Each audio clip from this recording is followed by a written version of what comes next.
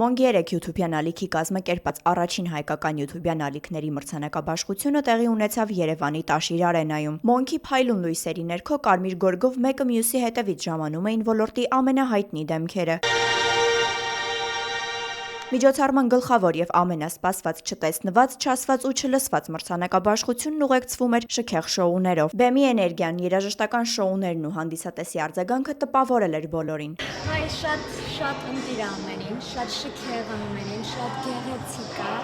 Շատ ուրախ եմ, որ առհասարակ այս մրցանակաբաշխության մի մասնիկն եմ կազմում։ Մրցանակակիրներից շատերի համար անսպասելի էր հաղթանակը։ Ես ուղղակի գնում էի backstage, որպեսզի ռեպորտաժ նկարեի backstage-ից եւ լսեցի իմ անունը եւ հասկացա, որ ես եմ հաղթել ու շատ անսպասելի էր, երդվում։ Հաղթանակին իրականում չէի սպասում, որովհետեւ չէի եկել ինչ-որ հաղթանակ տանելու համար, ինձ համար մասնակցությունը այս կարևոր մրցանակաբաշխությանը իր կարևորությունը ունի։ Շատ հուզված եմ իրականում։ Ինձ համար կարևոր էր այս մրցանակաբաշխությունը առաջինը ինչի համար, որ մի հարկի տակ են հայտնվում, հավաքվում բոլոր այն անձինք, ովքեր հայկական կոնտենտ են ստեղծում, ճանաչում են իրար եւ այդ մենքի գաղափարն է, հա։ Միջոցառումն ուղեկցվում էր հայտնի արտիստների ելույթներով, որոնք ապահովում էին շոուի տոնական տրամադրությունը։